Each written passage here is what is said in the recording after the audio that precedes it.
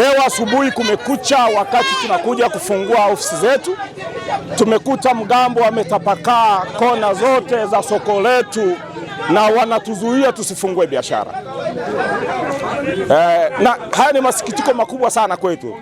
Cha kwanza kabisa, eneo hili sisi hatujavamia, ni eneo ambalo tulipewa na halmashauri kufanyia shughuli tangia mwaka 1997. Tuko hapa tunafanya biashara siku zote, na halmashauri wanachukua ushuru kwa kila siku wa shilingi 500 ambayo kwa mwezi ni shilingi 15,000 tunalipa bila shida.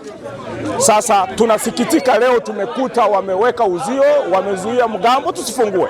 Ndio masikitiko yetu, lakini hatujapata barua yoyote ya kutuzuia kwamba tusifungue biashara eneo hili na kwa sababu zipi zinazoweza kutuzuia tusifungue. Sasa ndio masikitiko yetu.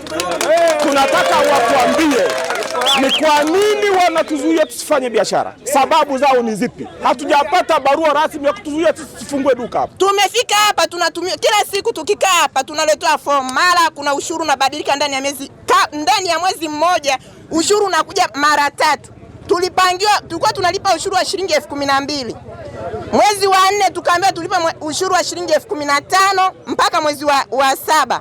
Kabla mwezi wa 7 bajeti haijapitishwa, na tunajua bajeti ikishapitishwa ndio kunakuwa na mabadiliko ya bei nyingine kupandishwa.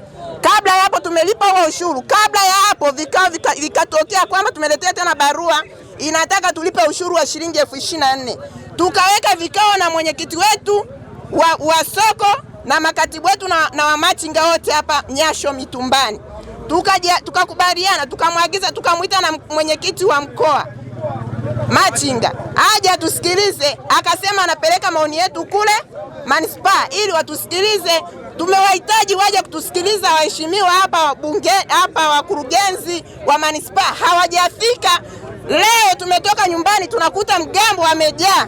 Taharuki jamani, wanataka sisi tutume maombi kwa vibanda vyetu, na vibanda mimi nimehangaika mwenyewe, Mama Samia, nimejenga mama kwa kujimudu kuhifadhi mali yangu ili niendelee kujipatia kipato, kutunza familia yangu. Sasa hii nchi tunapoelekea ni wapi kama tusiposikilizwa? Kama vile tunaonewa, tunaambiwa tufunge vibanda, tumesimamiwa na migambo. Kama wanataka sisi kutuma maombi ya vibanda, watujengee vibanda vyetu. Maeneo haya tulilasimishwa mwaka 1997 na kila mtu alikuwa anatengeneza maeneo yake ya kufanyia kazi, hawajawahi kututengenezea. Sasa iweje sisi watulazimishe tutume maombi kwenye vitu vyetu? Maombi yetu hatutatuma maombi, isipokuwa tunaomba wao, kitu cha kwanza, kama wanaweza watutengenezee meza, na wakishatutengenezea zile meza za halmashauri ndio sisi tuziombee maombi. Sio meza ambazo sisi tumetengeneza kwa gharama zetu, wao wanaturudisha sisi tena tuzitumie maombi. Hicho kitu hakiwezekani, na sidhani kama Tanzania sehemu yoyote lipo jambo hili limewahi kufanyika.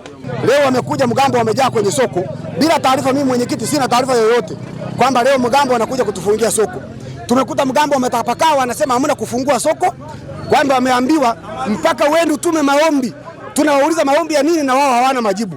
Kwa sababu meza sisi tunazozimiliki unazoziona kama zilivyo na makavero hayo, tulijifanyia utaratibu wenyewe wa kufungia makavero meza zetu, kwa sababu hatuna store. Tukaona walinzi tunajilipia wenyewe, hamna chochote walichokifanya huko, meza tunajenga wenyewe. Tukawaambia kwamba kwa makubaliano sisi mlete karatasi ya kutaka tujisajili ili tupewe control number, tulipe ushuru wa shilingi 15,000. Wao kabla hawajalifanya hilo wanakuja kutufungia vibanda, wanasema kwamba maamuzi yao wanataka tutume maombi. Hiyo habari ya maombi ndio watu nakadaa huko, wafanya biashara hawataki, na nilishaeleza tukaandika na barua ya kupeleka kule. Na maombi tunauliza ni ya nini, hawatuelezi kwamba maombi ni ya control number au ya kuomba meza au ya kuomba ardhi, kwa sababu kama ni ardhi eneo tupo miaka mingi kuanzia 97. Na tunashangaa waziri mkuu alizuia haya mambo ya kufungia watu biashara. Samia kila siku anazuia hizi taharuki za namna hii. Mama Samia Suluhu Hassan anazuia watu wasifanye taharuki za namna hii kwa sababu nchi haiko vizuri. Lakini kabla haya tunaona leo anatuletea hawa mgambo, na sisi tungechukua maamuzi kama wafanye biashara tukawafanyia fujo, wana visu, wana mafimbo bila taarifa. Nini kinaendelea?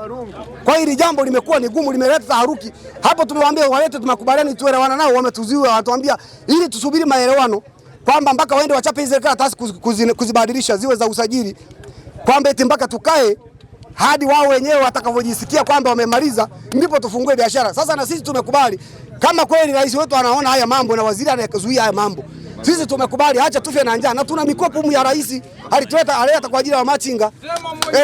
Tuna mikopo ya rais.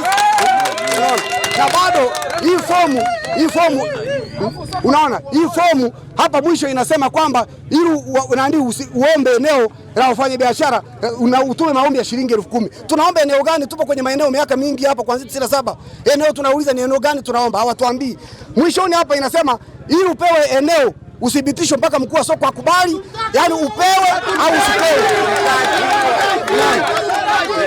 Yani mkuu wa soko akisema upewe au usipewe, upewe eneo. Sasa eneo lipi? Kwa hichi kitu kimetushangaza, tunaumia wafanya biashara. Mtu unatoka nyumbani, wewe una familia, unakuja kufungua ka eneo kako, utafute riziki. Tunakuta mgambo wamejaa. Tena wanatutishia na kutupiga. Sasa kwanza sio utaratibu. La kwanza kabisa sio utaratibu. Nao migambo ningeomba wasogee. Hawa ni wananchi wanaojitafutia kipato chao. Mheshimiwa Rais amekaa anaongea kila siku, anataka kila Mtanzania aweze kufanya kazi na jikwamue kiuchumi. Wanapowafungia wananchi wana maana gani? Ni kuchonganisha wananchi na serikali. Kwa hiyo mimi niko upande mbili. Mimi nipo kwa niaba ya serikali na nipo kama mwakilishi wa wananchi wa jimbo la Msoma mjini. Ninaomba kwanza mgambo wote tuongozane twende manispaa, na wafanyabiashara fungueni miradi yenu, muendelee na biashara. Ninaomba mkuu wa soko, mwenyekiti wa wafanyabiashara, katibu wa wafanyabiashara, kuna wajumbe wawili, kuna na katibu wa machinga wa mkoa yuko hapa. Ninaomba tuongozane wote ofisini kwangu pamoja nao migambo wote tuongozane ofisi ya mkurugenzi.